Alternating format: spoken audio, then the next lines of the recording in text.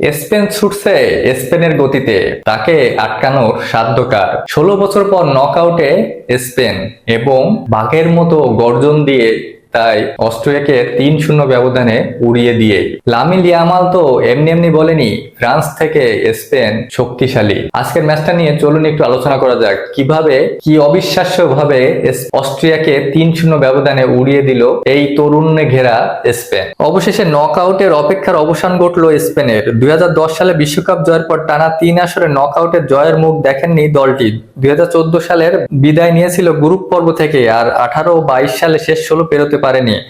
আজ সেই হতাশার অধ্যায়ের ইতি টেনে লুইস দে লা ফুয়ান্তের দল শেষ 32-এর ম্যাচে অস্ট্রিয়াকে 3-0 গোলে উড়িয়ে দিয়ে 16 বছর পর বিশ্বকাপে নকআউটে জয় পেয়েছে স্পেন। আজ লস অ্যাঞ্জেলেসের ম্যাচটিতে স্পেনের হয়ে 2টি গোল করেছেন মিকেল ওয়ারসাবল, অন্যটি পেদ্রো পোরো। ম্যাচটা স্পেন কেমন খেলেছে সেটা স্কোর লাইন দেখলেই বোঝা যাচ্ছে, কিন্তু আরো কিছু পরিসংখ্যান দেখলে এটা আরো অনেক স্পষ্ট হবে। 23টি শট নিয়েছে স্পেন, যার 10টি ছিল লক্ষ্যে, এবং তার ভিতর 3টি তো গোলই হয়েছে, আরো 2-1টা হতেই পারত।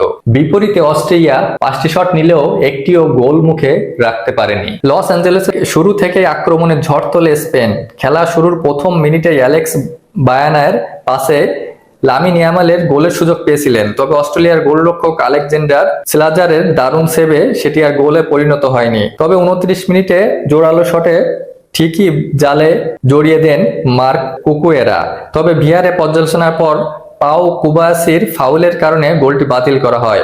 তবে গোলের জন্য স্পেনকে বেশিক্ষণ অপেক্ষা করতে হয়নি। 36 মিনিটে পেদ্রে দুর্দান্ত দৌড়ে তৈরি আক্রমণে বাঁ দিক দিয়ে ওঠা কুকুয়েরা নিচু শট বাড়ান।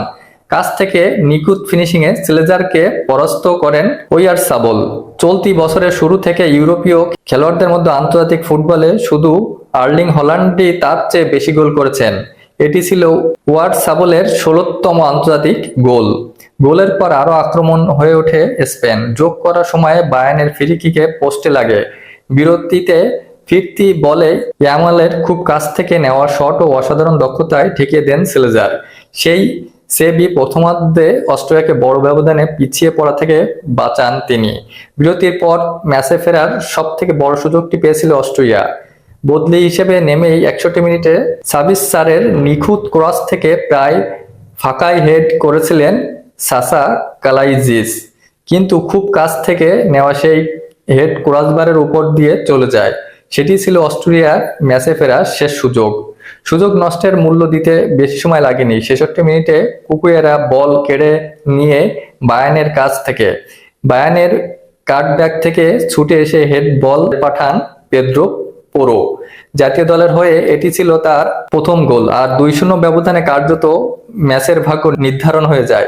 এরপর স্পেন থামেনি। 89 মিনিটে কুকুয়েরার নিখুঁত পাস ধরে নিচু শটে নিজের দ্বিতীয় গোল করেন ওয়ারসাবল, নিশ্চিত করেন 3-0 ব্যবধানের জয়। এই জয়ে শেষ 16তে উঠে গেল স্পেন। তাই তো কোয়ার্টার ফাইনালে তাদের জন্য অপেক্ষা করছে রোনালদোর পর্তুগাল। তবে আজকে যে খেলাটা দেখালো লামিন ইয়ামালের স্পেন, তাতে করে শেষ 16 দুর্দান্ত এক লড়াইয়ের অপেক্ষা করছে সেটা বলাই বাহুল্য।